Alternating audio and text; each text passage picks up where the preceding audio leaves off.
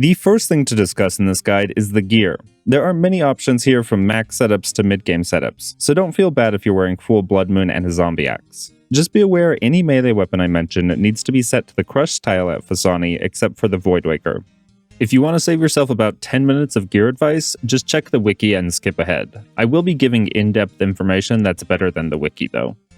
At the end of the video, I will talk through a full kill in this gear if that's the type of guide you prefer.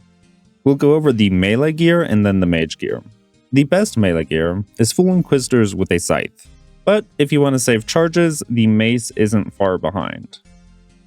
If you don't have full Inquisitor, like me, I recommend just using the mace over the scythe.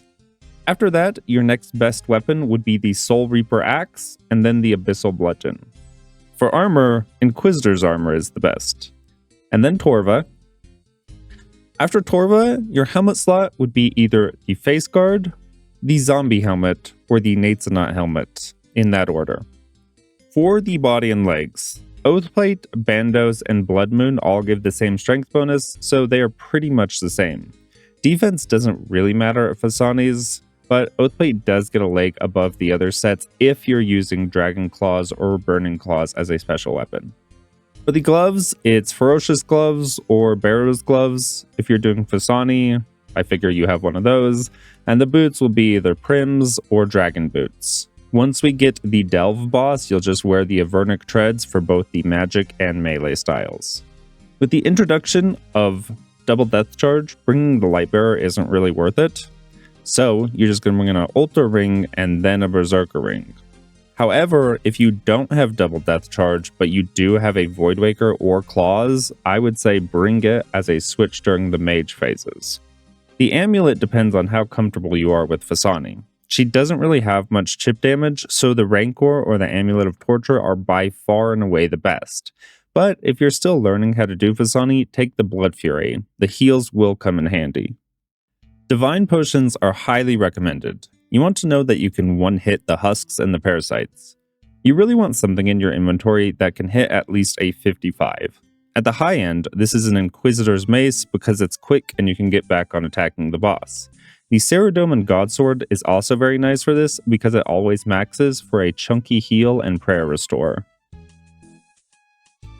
Other options include the Elder Maul, or if you're really down bad, you can do a Dragon Mace special attack. For the husks, if you're using either a bludgeon or the mace while learning, just hit the husks with this. It's too much to think about switching a weapon. Once you get more comfortable with Phosani though, you'll want to bring either the ham joint or the goblin paint cannon.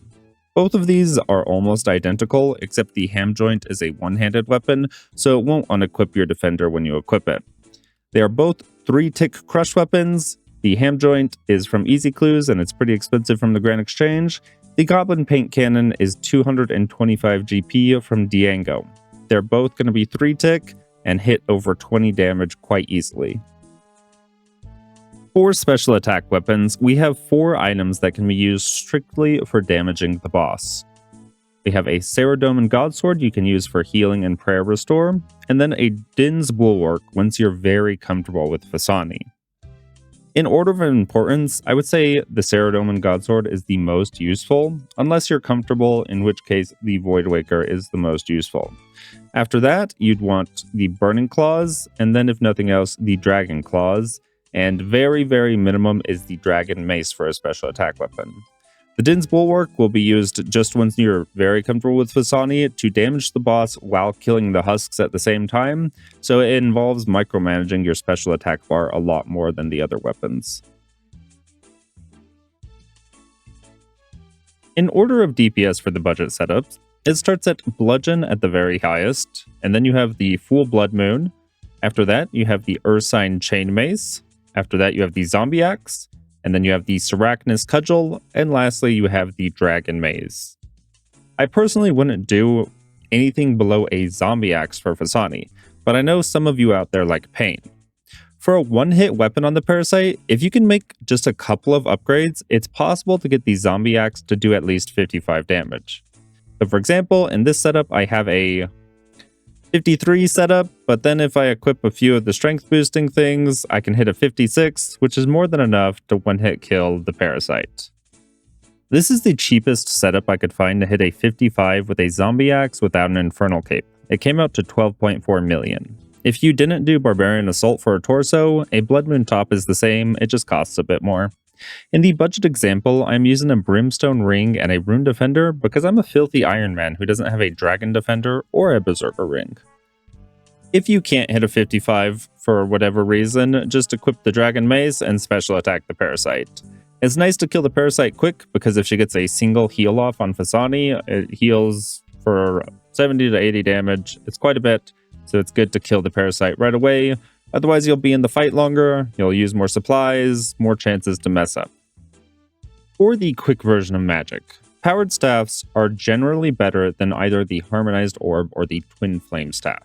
There are a few exceptions, like if you have a harmonized staff but not a shadow, or a twin flame staff but not a trident of the swamp. For the armor and the accessories, you want to bring as many switches along that you're comfortable with, but only if they give a magic damage percentage. Magic accuracy is worthless, so don't ever bring something like Mystics into here. The exception to that, of course, is the Tome of Fire if you are using fire spells. Phosani totems are extremely weak to fire.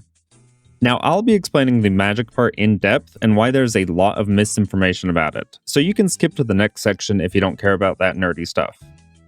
A lot of people will point to calculators to show that the harmonized staff beats the shadow. This is neglecting a few very important facts.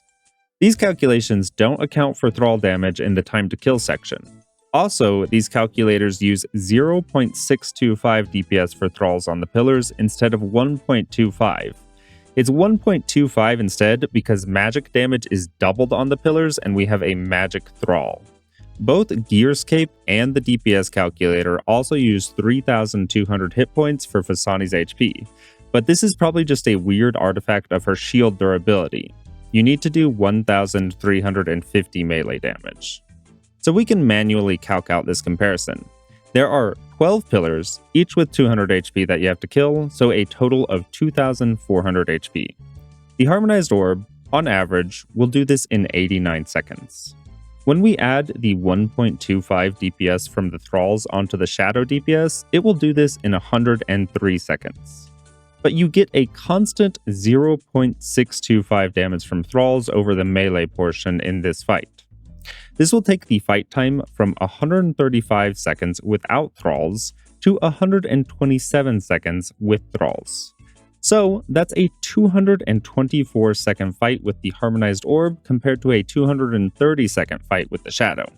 It's a very close comparison, but now you have to consider the fact that you're going to get an extra 150% special attack with double death charge over the course of a 5-minute fight. This is 3 Voidwaker special attacks that the Harmonized Orb doesn't get, which on average is 144 damage and will save more than 6 seconds. The Trident of the Swamp will also beat the Twin Flame Staff with similar numbers. Thralls just add a flat 0.625 damage over the entire melee phase and that whopping 1.25 damage during the pillar phases. They really can't be ignored, and then double death charge is very good as well. Of course, there are some situations where elemental spells will win. It's mostly weird Ironman situations, so you'll probably want to calculate those out yourself. Oh, one more thing. The upcoming Eye of Iok is going to slightly beat the Shadow in Max Mage, and it's going to have less overkill issues on the totems. So that's going to be the best mage weapon soon, and that's interesting. For learning in a budget setup, I would start with something like this. If you have a Blood Fury, bring that as well. Just pretend the Rune Defender is a Dragon Defender and the ring is a Berserker ring. Make upgrades where you can. If you're an Iron without Sandfuse, you should be able to do 1-kill trips with a 4-dose Resilum Balm and then bringing 4 or 5 Super Restores instead of 3. If you have unlimited money, I would do this gear setup to learn Phosani, switching out the Torva Plate Legs for an Inquisitor's Curt. The Scythe on Crush will be your main weapon, and the Inquisitor Mace is there to kill the parasites. As you become more comfortable with the fight, consider adding things like the Din's Bulwark and Surge Potions. Also, I forgot to add, don't bring the Cosmics, bring the Aether Runes to save an inventory slot. It will count for both Soul Runes and Cosmics, so you can Death Charge and cast Thralls. For your first 25 kill count or so, you'll use the Draken's Medallion and teleport to Tob. You can bank here and sip a stamina potion, or you'll be walking some. Just run north from Theater of Blood and you'll end up in Sleep. Go down the stairs and follow the path past a normal nightmare and to the Pool of Nightmares. Once you get the teleport, which is guaranteed by 25 kill count, you will just do the Nightmare teleport and it's a short run north. Phosanis Nightmare is a fairly simple fight. The mechanics aren't too difficult, but if you lose focus even for a bit, it can mean death. She can hit high up in the 80s, so make sure to camp high HP. The first thing you need to learn is how to deal with her normal attacks. She uses all 3 styles randomly, but praying correctly nullifies all the damage. I highly recommend having sound on for the Phosani fight, as her sound effects will tell you what she's doing even if she isn't on your screen. For her magic attack, she spins around and there are magical noises. Make sure to pray mage.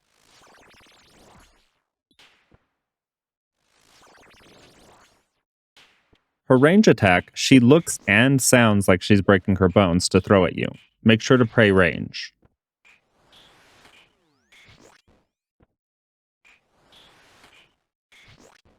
Her melee attack, she makes a scream sound while bending backwards and then smacks you. This attack comes out quicker than the others, so I personally like to hover my mouse over pray melee as you have to react to it quicker.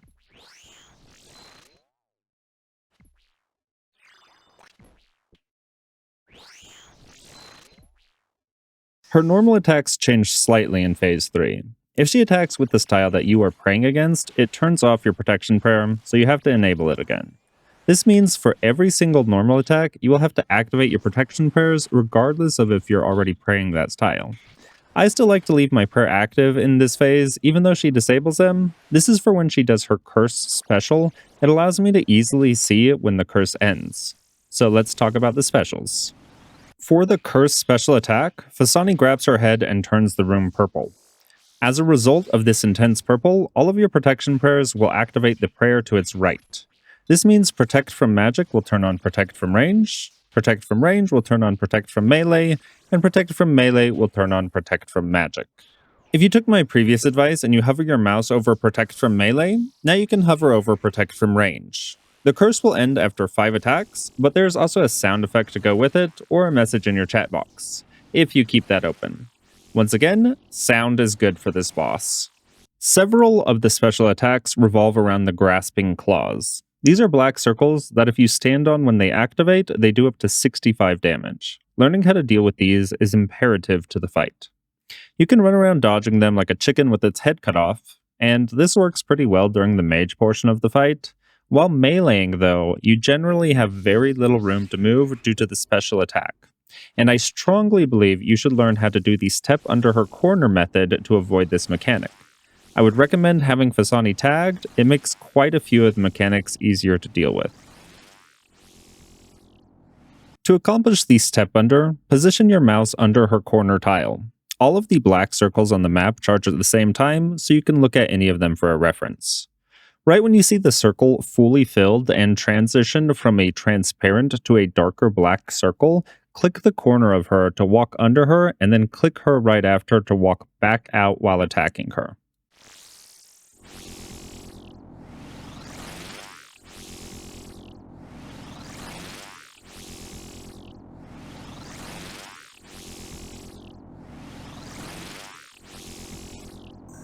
Sometimes she just does one of these attacks out of the blue and it's fairly easy to dodge, but it's always paired with either the Mushroom Special or the Flower Special.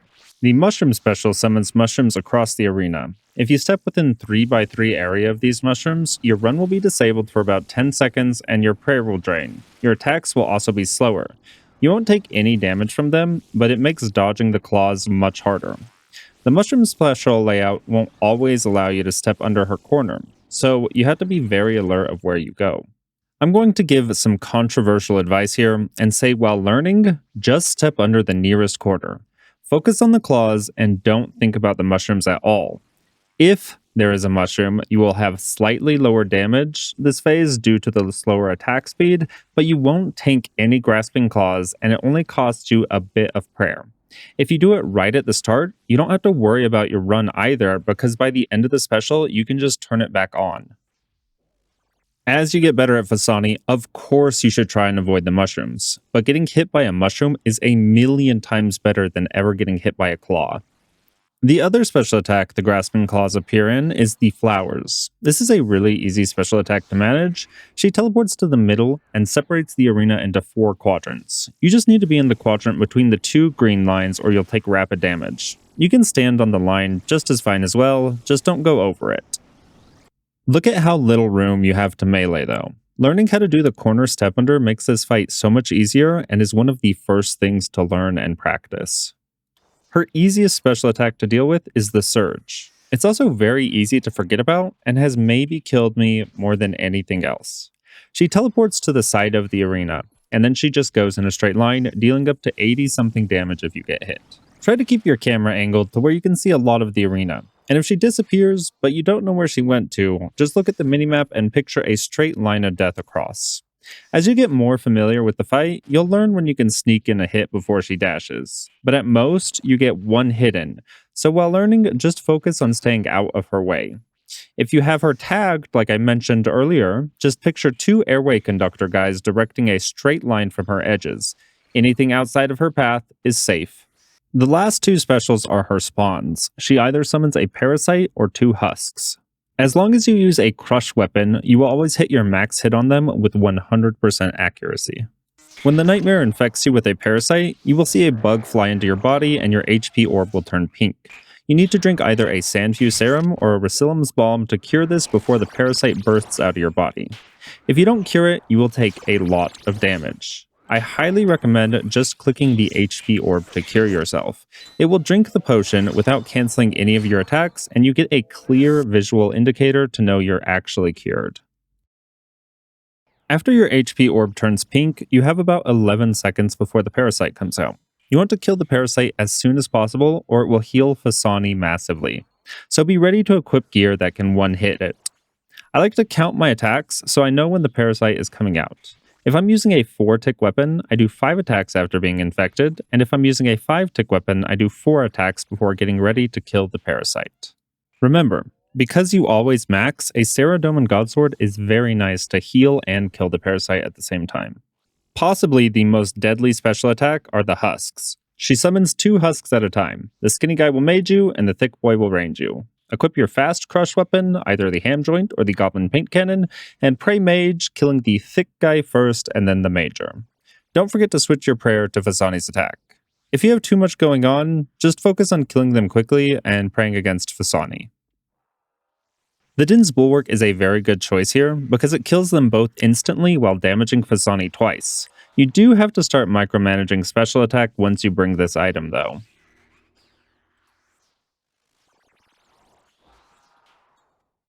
The most dangerous part about the husks is when she spawns them while you are killing the last totem. If you act quick enough, you can kill them and get the sleepwalkers, but a lot of the times, you just die. When the husks are out, you can't move, so this prevents you from killing the sleepwalkers and can end a run. That is all of the special attacks. Nothing too crazy, but you will be dealing with these specials and the normal attacks the whole time, regardless if you're meleeing her or maging the totems. Every phase, you will melee her until her shield is completely gone. There's nothing really special about the shield, it's just a fancy health bar. After that, you can no longer deal damage to her and you need to mage the pillars. As I'm maging, I generally try to run closer to the next pillar. This creates a gap between me and Phosani, so I can deal with the fast melee attacks less often. For the last pillar, the closer you are to it, the quicker your mage attack will hit it and finish the mage phase. After all 4 totems are done, there's a Sleepwalker phase. After phase 1, she will spawn 2 Sleepwalkers, after phase 2 she spawns 3, and after phase 3 she spawns 4 Sleepwalkers. These need to be killed quickly. If they reach Phosani, there's a good chance you die. There are only 3 weapons I would recommend for this phase: the Webweaver, the Hunter's Sunlight Crossbow, or the Blowpipe. I think the Blowpipe is the most difficult of the 3 weapons. The timing is a lot more strict and you're doing laps around the room, causing your screen to move, and misclicks are easier. It does have a special attack that heals you, so it's nice for a budget setup. For Blowpipe on phase 1, you will stand in the middle of the arena. The two sleepwalkers spawn across the room from each other, so you can get them both starting in the middle. On phase 2 and 3, you will want to start on the inside of any of the 4 green-looking corners and not lose any ticks between attacks. Try to look for the experience drop so you don't start running to the next sleepwalker before killing one. If one does get in, just eat up. You can tank a single sleepwalker in most scenarios. For the Webweaver and the Sunlight Hunter's crossbow, both of these allow you to just stand in the middle of the room and kill all of them except one. The last one you just melee. For the first set of sleepwalkers, you can range them both, but the rest of the phases you want to melee the last sleepwalker, so it doesn't hurt to get into the feeling of that.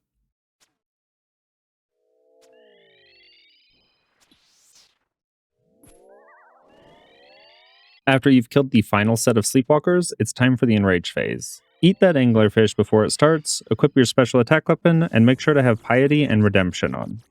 Each time a sleepwalker gets to her, it will do 15 damage to you. Redemption only triggers below 10 HP, so it's not always going to save you. If your health is ever 15 or below, that means the next hit will kill you. I recommend drinking a sip of brew to not lose attacks, and it is more likely than not to put you in a position where redemption triggers the next time you get low. If redemption triggers, recover your prayer and turn it back on. Having redemption and piety as your quick prayers will help tremendously here. Once again, learning the corner step under for this phase makes it so much easier. Otherwise, just pay attention to dodging. If you're out of food and redemption won't work, you can always equip a range weapon and kill the sleepwalkers before they get to her to avoid the damage. This is pretty difficult to do though, and I've really only had to do it 2 or 3 times in my 1700 kill count. I'll show the plugins I like for Phosani and then a full budget kill with commentary. Spell Reminder is very useful for the Death Charge and Thrall reminders. I like to use the Better NPC highlight with the Hull highlight option for the Husks and Parasite to clearly see them. In the custom menu swaps, I have Attack, Parasite and Attack, Husk, so I can easily click on them if they spawn underneath Phosani, and I like the Nightmare Timers plugin just to see if I have a fast run going. I'm going to show the full run with commentary now, but if the guide helped you at all, a like and subscribe would be greatly appreciated. I hope you all have a great day. I have the Hunter crossbow and the blowpipe so I can show them both off. Always ready to pray melee though. Yep, because that happens. It's the quickest one. Plenty of time to react to range and mage, but always ready to pray melee.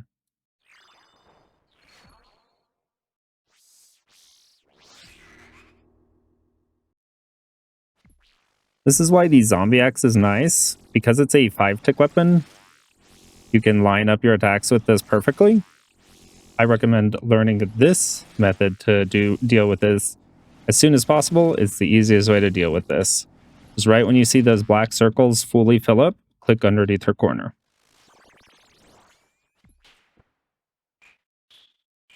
You can flick your prayer if you want, but honestly, if you're learning, you've got enough to worry about, so I wouldn't bother.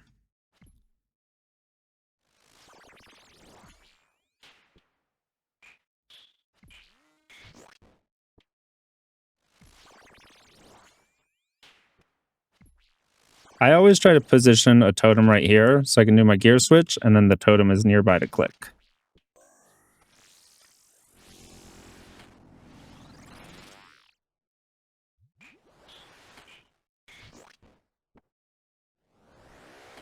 Here comes the parasite. I recommend always using your orb to heal the parasite, because then it gives you a visual confirmation it's been healed. And that way you don't suffer any delay. It doesn't cancel your actions like other things do. I'm going to do a Goblin Paint Cannon first, because it's a quick hit, into the slow hit. Otherwise it would be 2 slow hits. But don't feel bad about doing 2 slow hits. The parasite does heal Phosani and the pillars quite fast, so you don't want to leave it alive too long, but it's not worth killing yourself. Another nice thing about the twinflame staff is it's a 10 tile range, so you can hit it from way back here. It does take some getting used to with the 6-tick timing. Okay. Sunlight crossbow equipped. Don't worry about any of the other gear. Click the other guy. You're done.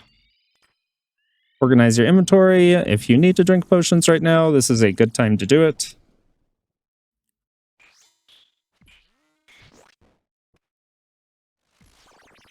If you want a special attack weapon, Dragon Mace is pretty good.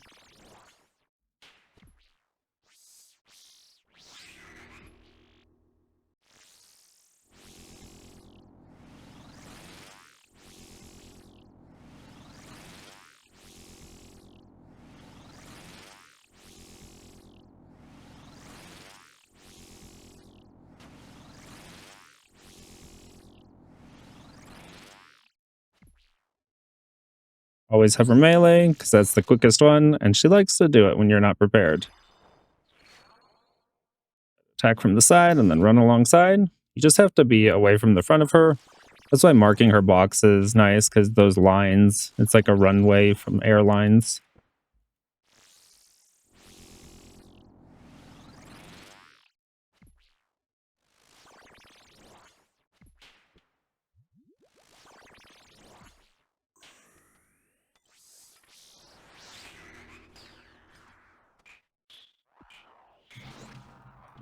You're supposed to get the ranger first, but if you're doing lots of clicks, it's not a big deal just to click whichever one shows up first underneath your mouse.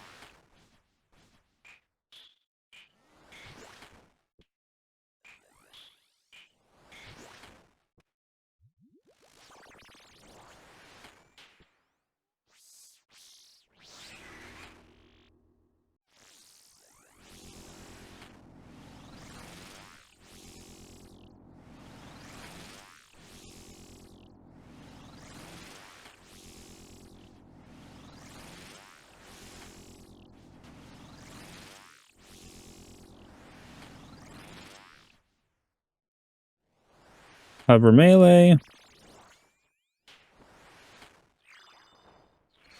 She's dashing that way. We're here. We're safe.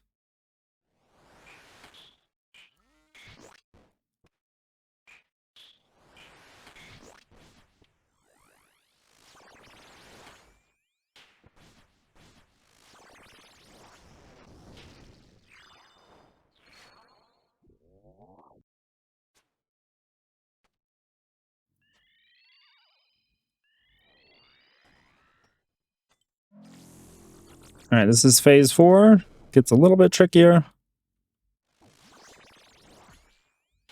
What did I do?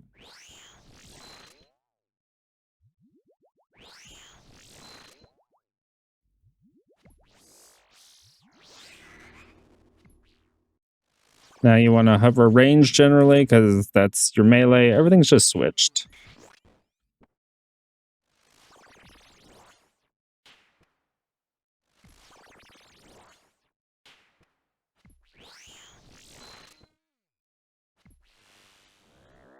Now we're back to normal. Did get a parasite, so just be prepared for that. Usually I do 4 attacks. 3. And there's 4. We're going to step back. Yeah, so she healed the 73. That's why it's really nice to one-hit him, but we just don't have the gear to do that right now.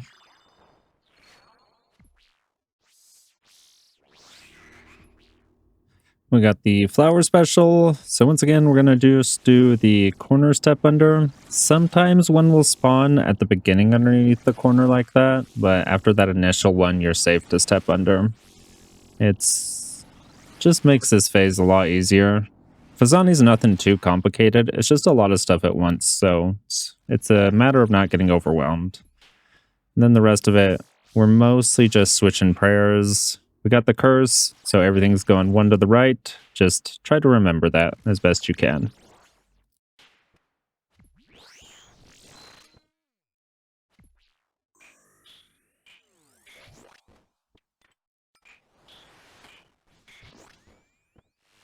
Curse ended, just make sure you're aware of that. And we got a parasite.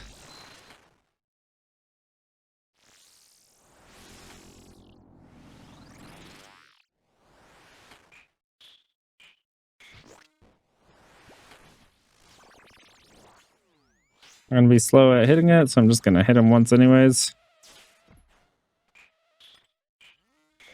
If it takes you too long to gear switch, it's not worth doing a full gear switch because we're not one hitting anyways.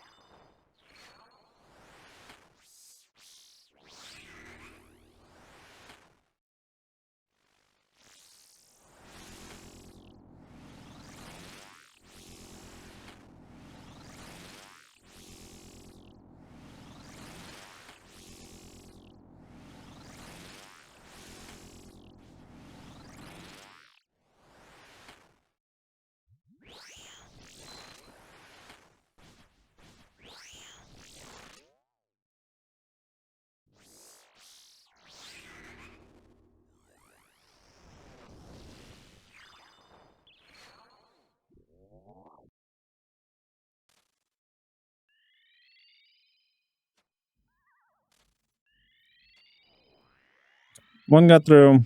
That was super messy. But it's fine. No special attack weapons, so this phase is probably going to go kind of slow, but doing a little mental math, you can see if you'll get the redemption off, so I should be able to get the redemption off, no problem. But my damage is kind of bad right now, which is unfortunate. I should have set these to quick prayers. It's not the worst thing that I did, it's just a little bit more clicking. I would recommend setting Piety and Redemption to quick prayers before you do it. So if you look at my HP now, that'll kill me, so I have to brew. And okay. A little bit spicy, but it worked. Never lucky. After doing a few budget kills, I would highly recommend bringing the mace and the blowpipe. The example gear setup I showed earlier is good. I decided to include this run because it was a little messy, but it shows that mistakes can be recovered from. I hope you all enjoyed. Don't forget to like and subscribe.